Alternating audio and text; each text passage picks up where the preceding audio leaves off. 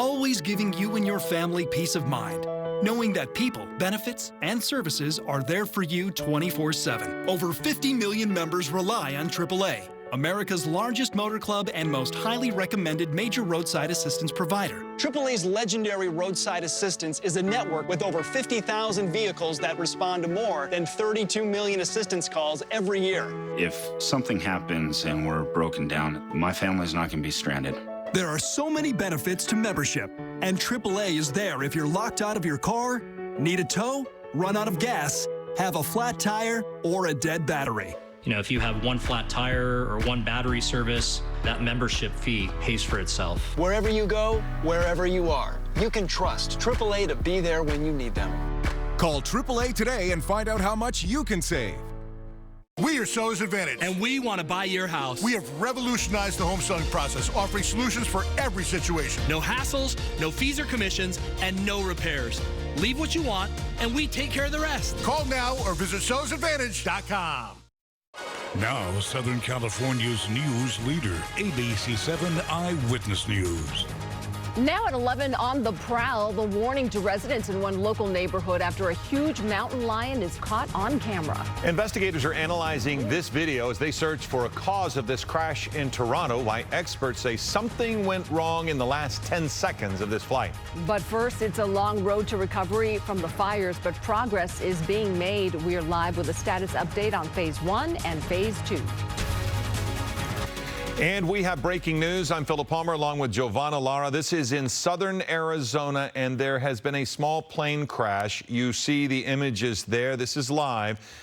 This is Marana, Arizona, and we've learned at least one person is dead after a midair collision between two small planes. The National Transportation Safety Board said it's investigating this crash at this small airport. It's on the outskirts of Tucson. Again, it's Marana, Arizona, but it's outskirts of Tucson. We'll bring you new information as it comes into our newsroom. And again, one person is dead at least, but two planes crashed midair.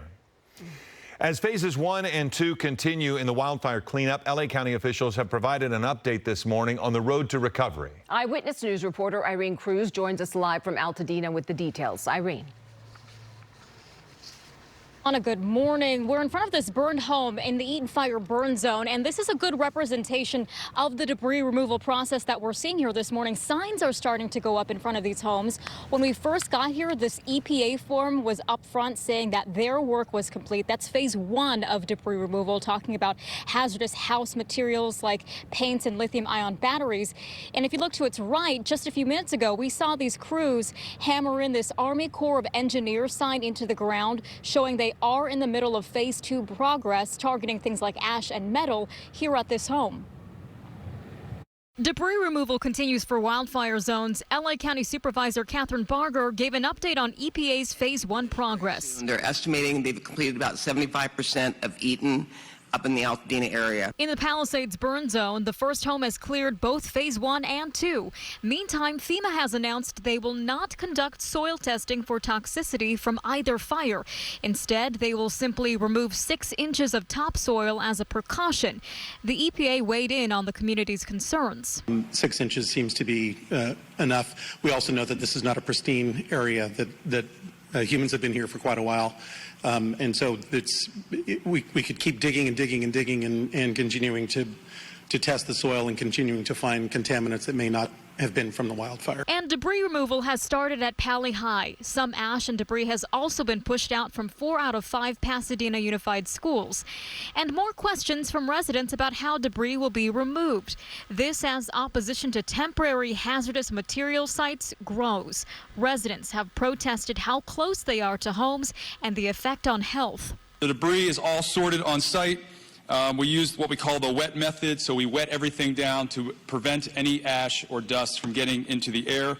We also monitor all of our operations using air monitors, both individual, perimeter, and sensitive site monitors. Eyes also on the fire recovery efforts. Text revealed to the LA Times show frustration between LA County Supervisor Lindsay Horvath and LA Mayor Karen Bass.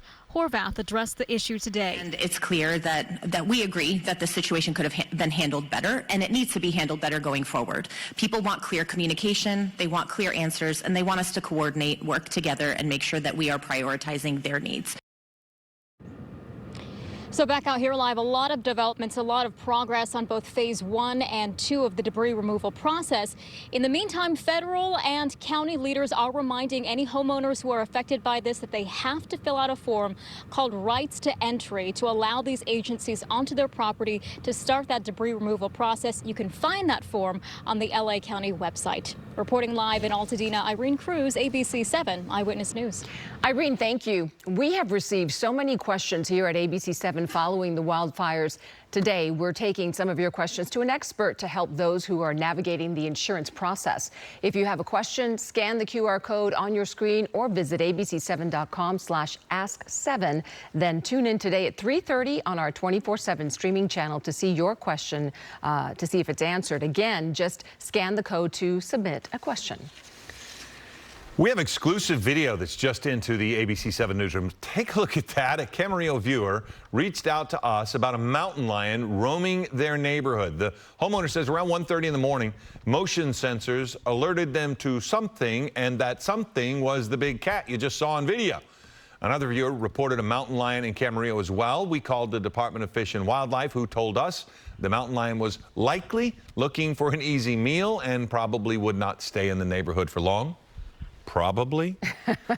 Wildlife officials told us they were on their way to Camarillo to investigate. That's a big cat. Yeah, sure is. Now to your weather. It is beautiful outside right now. No marine layer this morning, and it's only going to get better. Meteorologist Brianna Ruffalo tracking the warm-up headed our way. Brianna. Good morning. It's going to be a pretty long warm-up and a pretty decent one, too. We're talking about temperatures in the 80s for the end of February. So it's going to be an incredibly kind of long and warm stretch for this time of year. And we're talking about temperatures almost 20 degrees above average. So this is going to be quite a while here. I'll show you in just a moment, but it's already feeling very mild and nice, warming up much quicker than yesterday in Van Nuys. We do have some high clouds outside, 72 degrees. So it's feeling beautiful there. A little cooler in some other spots, but we're definitely warming up quicker than yesterday. Still about 64 degrees over into Irvine. And then as we head into the rest of the day today, it should just be pretty mild for most areas. We're not going to see the bigger warm up until we get into this weekend. So as we get into midday, right now, we'll be at about 66 for the downtown LA area and then getting up to 70 later today. And then by about 7 p.m. tonight, we're going to get down to about 57 degrees. So we'll cool back off. We're still going to hang on to those cool and cold mornings and nights. But the afternoons are going to start to get warmer and warmer each day. And we'll talk about exactly how warm it's going to get in just a little bit and when we could see some rain, too. Giovanna, Phillip, I'll send it back to you. All right, Brianna, thank you. Investigators in Toronto are looking into whether strong winds and snow may have played a factor in the Delta Airlines plane that flipped over after landing. All 80 people on board survived. One person is still in the hospital. ABC's Perry Russum has the latest from Washington. Today, investigators analyzing this video of